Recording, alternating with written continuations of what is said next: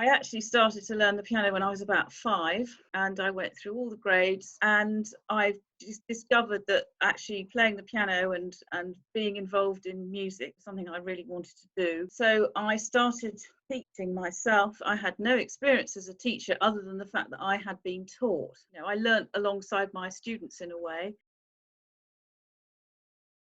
Kind of my life and my work now. I mean, the blog has spun off into certain directions in that I do a little bit of publicity and PR work for musicians and specifically pianists. I had quite a young son at the time, and I think, and I'm sure other people would concur with this, it was just a place to go to which was mine. And I suppose playing the piano was my me time. But I also, and this is something that I've had since I was a child, kind of desire to learn and teach myself.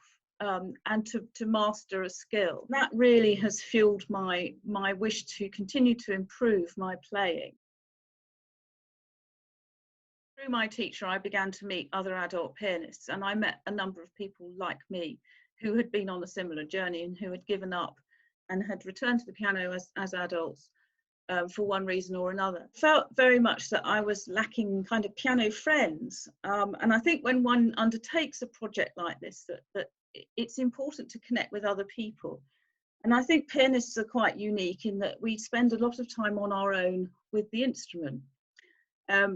And we do that through choice. I mean, I'm an only child, and I've always been very comfortable in my own company, and I like spending time with the piano.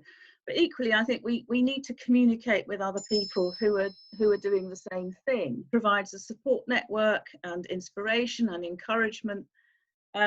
And so with another person that I'd met on one of the courses organised by my then teacher, we set up the London Piano Meetup Group, which will celebrate its 8th birthday this year. We're all feeling the lack of that contact, that special connection.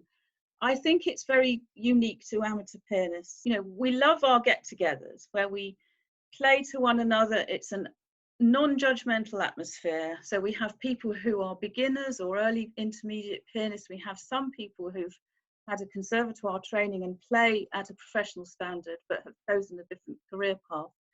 And so the meetups were, and I hope will be again in the future, a wonderful celebration of the piano. There is the satisfaction of acquiring a skill, and learning any musical instrument is an immense skill, and it takes a lot of dedication and hard work. When I taught regularly, my attitude was always that students should enjoy what they're doing. But I think it goes bigger than that. I mean, there's a huge amount of personal satisfaction and sense of fulfillment and achievement involved in playing an instrument. And I just think in the case of the piano, the challenge is that much greater because we have so many more notes to deal with. Also this sense of escapism, and I think that that's actually been quite important for people over the last year, where, you know, we've been dominated with often very unsettling news, and for a lot of people I think they felt that the only way to escape from it is to just go and spend time with the piano. The first thing I'd say is it's never too late, whatever age you are. I mean, I have a friend who took up the piano when she retired from work, so she's a lady in her 60s, and she loves it. She plays at an intermediate level. She absolutely loves it. It's never too late. And in fact, research shows that if we acquire a skill like learning a musical instrument or learning a new language later in life, it actually helps keep the brain healthy. The other thing I think, which is a more practical tip, is to get a decent instrument.